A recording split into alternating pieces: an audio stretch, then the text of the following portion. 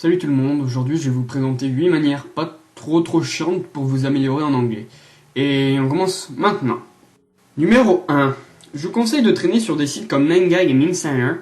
Il y a des images drôles dessus qui ont généralement pas beaucoup de texte et qui sont pas compliquées à comprendre. Le truc, c'est que les images, comme vous les trouvez drôles, vous allez avoir envie d'en lire plus, donc vous allez vous mettre à lire plus vite en anglais. Vous allez rencontrer pas mal de nouveaux mots, dont des mots d'argot. Petite parenthèse, comme dico sur internet, j'utilise personnellement Babla et Word Reference. Pour l'argot, j'utilise The Urban Dictionary. Et quand j'arrive vraiment pas à trouver, je fais une recherche Google toute bête. Numéro 2.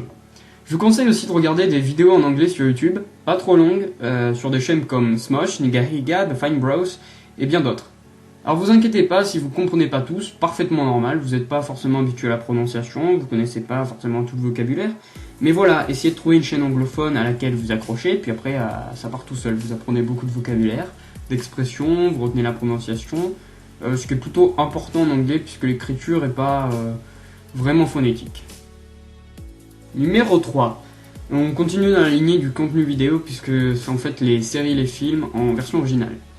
Alors le mieux c'est de commencer par les séries, parce que les films c'est un peu long et ça dégoûte vite quand on n'est pas énormément habitué à l'anglais. Des séries que vous trouvez sympas, puis quand vous serez plutôt à l'aise, rajoutez les films. Arrêtez pas les séries, juste rajoutez les films.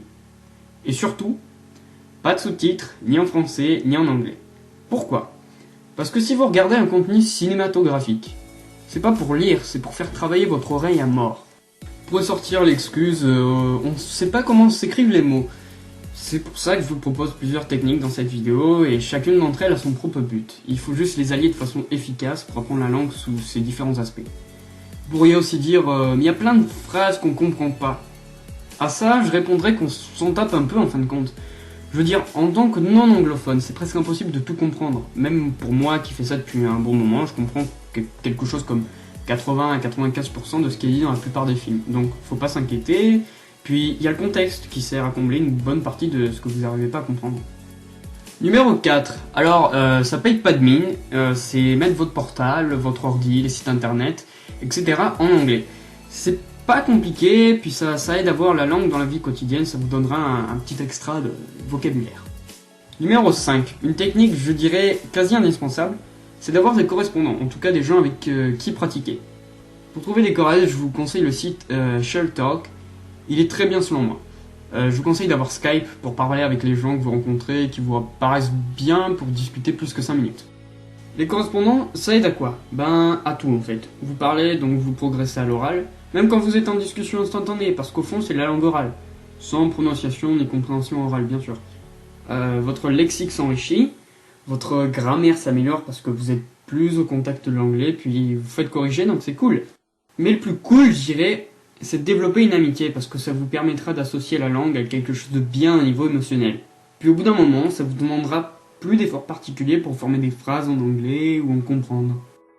Numéro 6. Les journaux, les blogs et les sites internet qui portent sur des sujets qui vous plaisent.